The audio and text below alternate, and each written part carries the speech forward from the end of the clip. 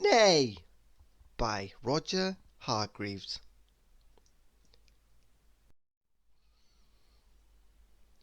Neigh was a sort of horse, a Timbuctoo horse. He lived in a field on the island of Timbuctoo, and he didn't like it.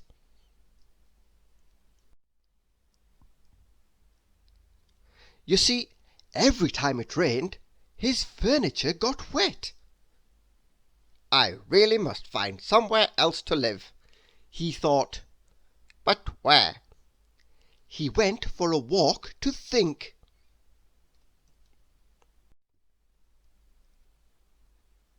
He met Woof. Woof was a sort of dog. "Hello," he said to Woof. "I'm trying to think of somewhere to live. Where do dogs live?" "In dog kennels," said Woof. "What a good idea," said Neigh.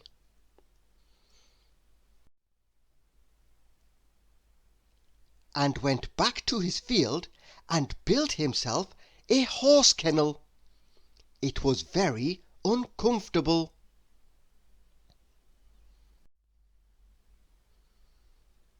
"I don't like living in a kennel," thought Neigh, and went for another walk to think where to live. "Hello," he said to the worm. "I'm trying to think of somewhere to live. Where do worms live?"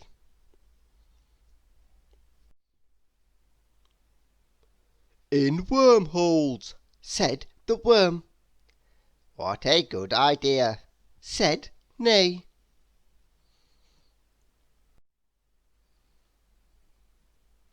And went back to his field and dug himself a horse hole. It was very, very uncomfortable.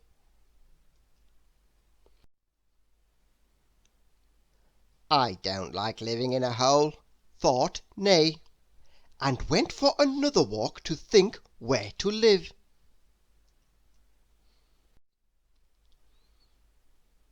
He met Quack. Quack was a sort of duck. "Hello," he said to Quack. "Hello," said Quack. "I'm trying to think of somewhere to live," said Neigh. "Oh," said Quack.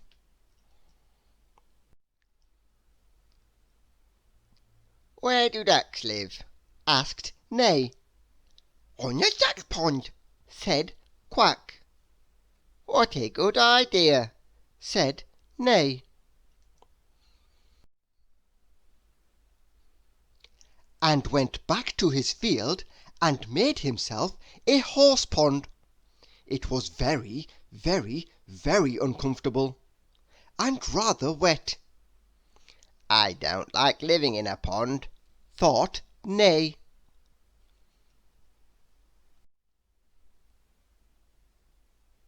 That evening, as he sat in his armchair in the middle of his field, Neigh felt very miserable.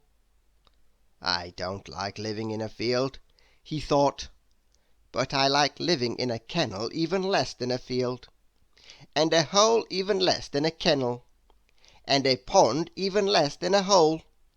Oh dear!" And he went to bed in the middle of the field.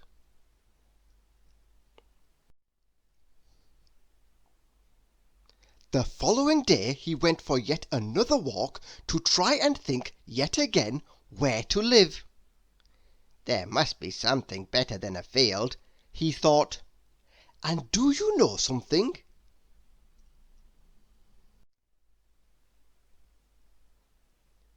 And he met somebody who gave him a very good idea of where to live. "What a good idea," he said, and went back to his field to build it, and he lived happily ever after.